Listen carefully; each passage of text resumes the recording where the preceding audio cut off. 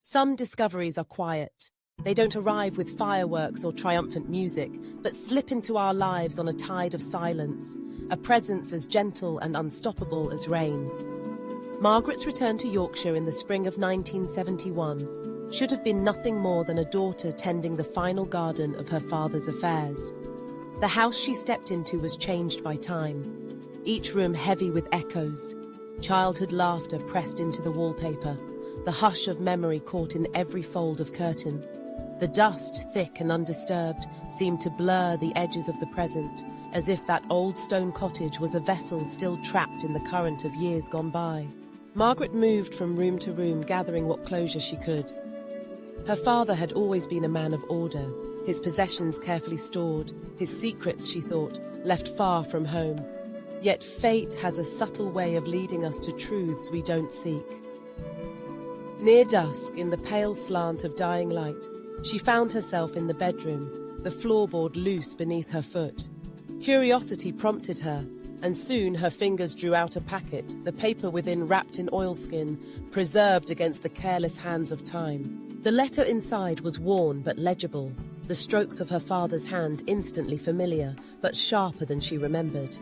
And there, in black ink, was a name: Anna. The name bore no place in family stories, no echo in Margaret's own lineage. She read, confusion stirring into dread. I met you once. It should have ended there, but you became my secret, the child I could never name. Those words cracked the scaffolding of what she believed. Line after line painted a picture of a father never quite at home in his own life, haunted by love, found and lost as the world burned through war. Anna had been born to another, months after his brief and forbidden wartime affair.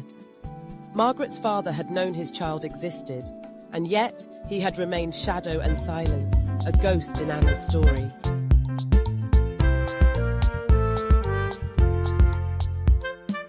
But the letter did not beg for forgiveness.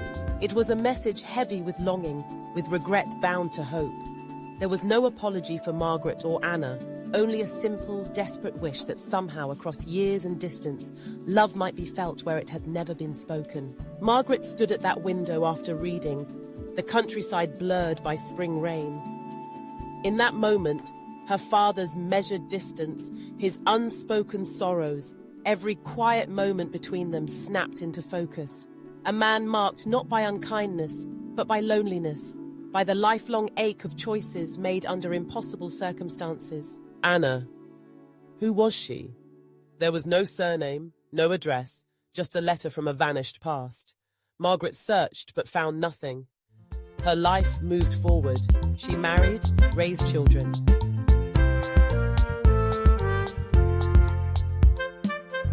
Yet she kept the letter safe, less as a keepsake, more a talisman, a silent testament to unfinished stories. Time, unpredictable and looping, brought the letter back to the light years later. By then, Margaret was older. She shared the story with a radio archivist, offering her father's words to a collection of voices long silent. She hardly dared hope for anything more. Yet months later, Anna's reply arrived. She had been raised in Wales, the daughter of a mother who told only soft-edged tales of a father swept away by war. No blame, only lifelong wonder. Their meeting was quiet, the sky heavy with winter. Words were few, no need for forgiving spoken aloud. Sometimes the simple joining of hands across ages and loss is enough to lay ghosts to rest. Some truths come to us too late to rewrite what was, but they arrive all the same, gentling old wounds, softening the sharpest edges of memory. In the hush between Margaret and Anna, a new story began.